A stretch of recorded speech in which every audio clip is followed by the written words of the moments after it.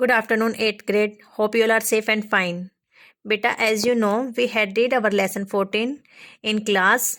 So today we are going to start our lesson 15 and its name is Suktayah. Firstly, we'll know कि सुक्तय का meaning क्या होता है. सु प्लस उक्तः, सु प्लस उक्ति, सुक्ति. सु मीन्स अच्छी, उक्ति कही हुई बातें. जो अच्छी कही हुई बातें हैं उन्हीं को हम सुक्ति बोलते हैं. और सुक्तय है यहाँ बहुवचन है, मीन्स हम यहाँ पर बहुत ऐसी बातों को जानेंगे जो बहुत अच्छी हैं. So today start will first सुक्ति. जननी जन्म भूमिश्च स्वर्गाद अपि गर्यसि. जननी यानी माता, जन्म भूमिश्च, च मीन्स और, जन्म भूमि जहाँ पर हमारा जन्म होता है. देखो, दो हमारी माताएं होती हैं, एक जो हमें जन्म देती है और एक जहाँ हम जन्म लेते हैं. सो जननी जन्म भूमिश्च, माता जन्म देने वाली, और हमारी जन्म भूमि हमारी मातृभूमि. स्वर्गाद अपि, स्वर्ग से भी, गृहसी गरिमावान होती हैं. माता और जन्मभूमि दोनों ही स्वर्ग से भी महान होती हैं. इस सुक्ति का कहने का भाव क्या है वो देखो. भावार्थ. माता मातृभूमि उभे एव श्रेष्ठे सतः. माता और मातृभूमि उभे इन दोनों में, एव श्रेष्ठस्तः, माता और मातृभूमि ये दोनों ही श्रेष्ठ होती हैं. ते प्रति, उनके प्रति, किनके प्रति? माता और मातृभूमि के प्रति. समादर है, सम प्लस आदर है, सम बराबर, आदर सम्मान. समान सम्मान अस्माकम प्रमुख धर्म है, हमारा प्रमुख धर्म होता है. उन दोनों के प्रति समान भाव, समान इज्जत रखना हम सभी का प्रमुख धर्म होता है. उभे एव अस्माभिः सर्वदा पूजनीय एव. उभे एव दोनों ही, अस्माभि हम सभी के लिए, सर्वदा हमेशा, पूजनीय पूजा करने योग्य एव ही होनी चाहिए. हम सभी के लिए ये दोनों पूजा के समान ही होनी चाहिए. मीन्स टू से, अगर हमें ये सारी बातें जो भावार्थ में मिली है एक लाइन में कहनी है तो हम कहेंगे जननी जन्मभूमिश्च स्वर्गाद अपि गृहसि, कि जननी माता और मातृभूमि दोनों ही स्वर्ग से भी महान होती हैं. ओके, नाउ हमारी दूसरी सूक्ति का क्या मीनिंग होता है, क्या कहती है हमारी दूसरी सूक्ति.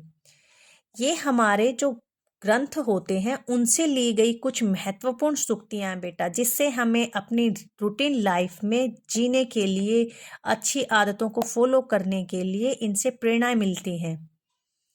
उदार चरिता नाम तो वसुधैव कुटुंबकम. उदार चरिता नाम, बड़े हृदय वालों के लिए, तो वसुधैव, वसुधा प्लस ए, वसुधा ही, पृथ्वी ही, कुटुंबकम परिवार है.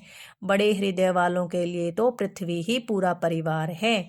मीन्स टू से, जो छोटे हृदय वाले होते हैं, छोटे हृदय वाले का मतलब कि जो सिर्फ अपनी फैमिली को अपनी फैमिली मानते हैं, जो सिर्फ अपने पेरेंट्स को, अपने ही रिलेटिव्स को, उनका जो बैकग्राउंड होता है, उनका जो ग्राउंड सर्कल होता है वो सिर्फ अपनी फैमिली तक रिलेट होता है.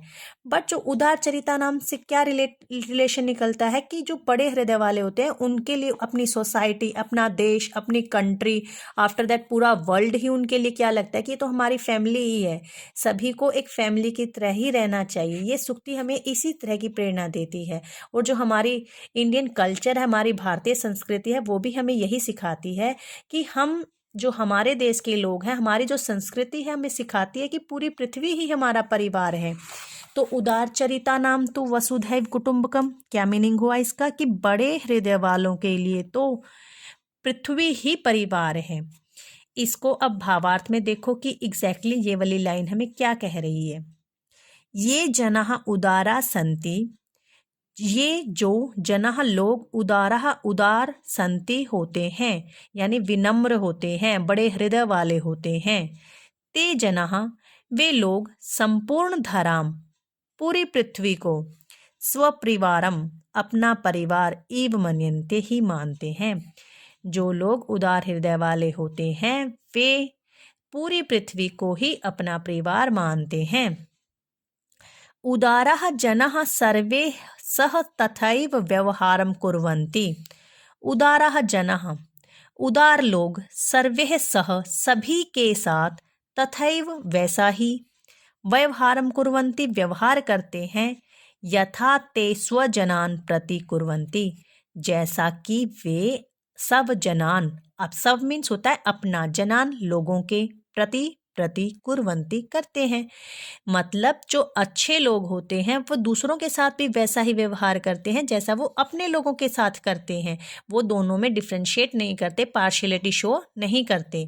अगेन रिवाइज कर रही हूँ। ये जनाः उदारा संति, जो लोग बड़े हृदय वाले होते हैं, ते जनाः वे लोग, संपूर्ण धराम पूरी पृथ्वी को ही, स्वपरिवारम इव मन्यन्ते अपना परिवार ही मानते हैं। उदाराः जनाः सर्वे सह तथैव व्यवहारं कुर्वन्ति, उदार लोग सभी के साथ वैसा ही व्यवहार करते हैं, यथा ते स्वजनान् प्रति कुर्वन्ति जैसा कि वे अपने लोगों के प्रति करते हैं। नाउ थर्ड सूक्ति। यत्र नार्यस्तु पूज्यन्ते रमन्ते तत्र देवताः। सिंपल सी लाइन है और सिंपल सी बात है और आपने बहुत बार सुनी भी होगी कि जहाँ नारी का सम्मान होता है देवता भी वहीं निवास करते हैं। और एग्जैक्टली ये सूक्ति हमें यही कहती है। यत्र, जहाँ नार्यस्तु, नारियों का, पूज्यन्ते पूजी जाती हैं, जहाँ नारी पूजी जाती हैं यानी उनकी पूजा की जाती है, रमन्ते तत्र देवता, निवास करते हैं, तत्र वहाँ, देवता देवता, जहाँ नारियों की पूजा की जाती है देवता वहीं निवास करते हैं। भावार्थ देखो। यस्मिन् राष्ट्रे, जिस राष्ट्र में, समाजे समाज में, परिवारे च और परिवार में, नारी नाम आदरः भवति नारियों का सम्मान होता है, तत्र देवता वहाँ देवता निवासम कुर्वन्ति निवास करते हैं। इति अस्माकम ऐसा हमारे पूर्वजः पूर्वज मन्यन्ते सम मानते थे। मीन्स हमारे पूर्वजों ने भी ये वाली बात मानी है कि जिस राष्ट्र में, जिस समाज में और जिस परिवार में नारी का सम्मान होता है वहीं देवता निवास करते हैं, ऐसा हमारे पूर्वज भी मानते थे। और संस्कृत में अगर इस बात को एक लाइन में कहना है तो हम कहेंगे यत्र नार्यस्तु पूज्यन्ते रमन्ते तत्र देवता। जहाँ नारियाँ पूजी जाती हैं वहीं देवता निवास करते हैं। अगर आप अपनी फैमिली में, अगर आप अपने सराउंडिंग्स, अपनी सोसाइटी में किसी नारी को, किसी फीमेल को सम्मान नहीं दे पाते तो आप सोचो कि आपको कभी सम्मान नहीं मिलेगा। ये सूक्ति, ये भावार्थ, इससे हमें ये वाली प्रेरणा मिलती है। सो आई होप बेटा आपको ये सूक्तियाँ समझ आई होंगी।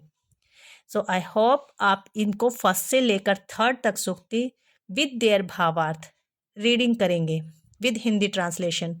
And have a nice day.